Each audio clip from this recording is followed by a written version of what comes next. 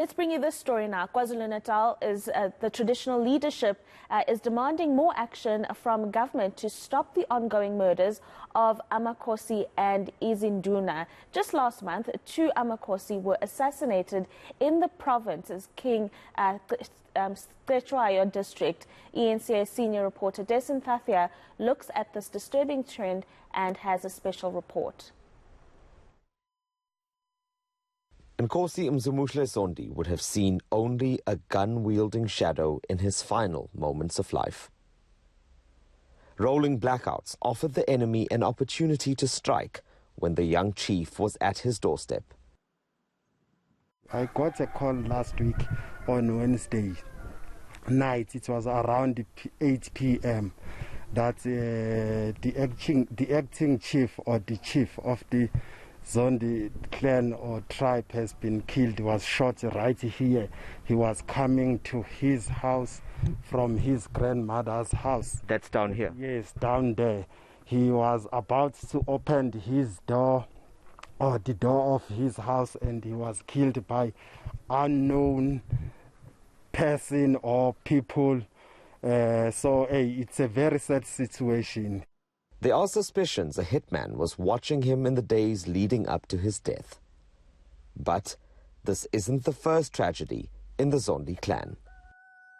This infighting in the family started a long time ago. They started just in 2011 after the grandfather of the recently killed chief died in 2011. So they were infighting over who should take the drone. So, but finally the family with the department were able to install the correct person that was supposed to be the chief in 2013. And that person, I think he was killed, that chief, it was a permanent chief, that one. He was killed within 6 months or 5 months from the time he was installed. 3 days after Zondi's murder, Nkosi Hlanganani Biela, also from King Cetshwayo district, suffered a similar fate. He came inside his household here, and then there were people waiting for him. Then they shot at him, and that's it. That is what happened. Did he pass away on the scene? On the scene, yes. What could have led to this? I mean, were there any issues in the community? Were there any threats that Nkosi had received? I'm not aware, because Nkosi was the humblest person. He was the most jocular person you can ever find. I don't know what could have caused this, and we are still all surprised what could have happened. But we trust the law enforcement agencies that they will unearth this and come to the finality of it. An internal report by the Traditional Affairs Department shows that between 2019 and now, at least 28 traditional leaders have been murdered in the province. There have been no arrests in recent cases. In addition, there have also been reports of attempted assassinations and abductions in the past year.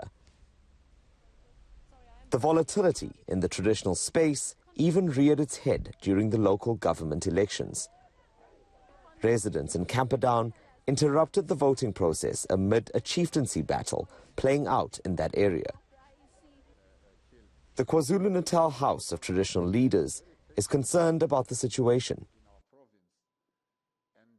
We appeal to everyone in our province not to point fingers to each other. Instead, let's make sure that we bring all the information to the law enforcement, because if we do that, we can start questioning why these people are not arrested, because we've been submitted the information.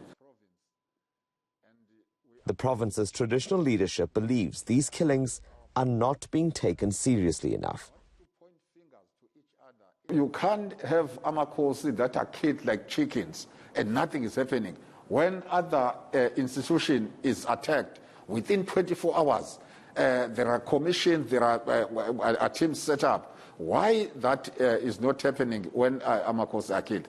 That is our question. And we expect the Department of KZN, the Department of Safety and Security, to ensure that they follow whatever they can so that all the perpetrators are brought to book. For now, the Traditional Affairs Department can't say what's driving the violence. We have not established any reason, but I can quickly point out the fact that we are working with the Department of Community Safety and Liaising, including all the law enforcement agencies, in terms of establishing the reasons as to why this happened. I can also add the fact that in terms of the arrest, nothing has been reported to us officially, but we are working together quite closely with all the law enforcement agencies. But as I've mentioned, it's a worrying factor. The MEC and the provincial government as a whole is very worried about the state of the killing of the provincial leadership. 43 murders of amakhosi and izinduna were registered in KwaZulu-Natal between 2014 and 2021. Police insist these matters are being given attention and say in the past they have arrested 13 people in connection with 22 of those cases. Our biggest challenge with these cases is the lack of information. People coming forth, with motives and any information that can assist the investigators. Whilst we are quite convinced that people out there know who could be behind it and the reasons for it, very seldom do people come forward. So we're appealing for people to come forward in these matters. Anyone who wants to remain anonymous can contact Crime Stop on 08600 10111. Motives for the murders vary, but the SAPS says external interests also play a role. In terms of the motives, they may vary. We don't know all of them. Obviously, the main one being the fact that people are fighting for positions. That could be a motive in most of these cases. However, we see that in some cases the motives vary. Like in one of the matters, it is taxi related. Traditional leaders are now demanding protection. We used to get that we, as KZN, we don't have a provision to protect amakhosi. And our question, who is supposed to do that provision? So those who are supposed to do that provision must do it. They also want to take their complaints to the police minister. We expect an urgent meeting with the Minister of Police, Honorable Begitsele, because we believe he is the one who's supposed to take the last decision in such matters. But we're following the protocol that we must meet with the Premier, the MECs, for KZN and safety and security, so that they can sit down with their colleagues.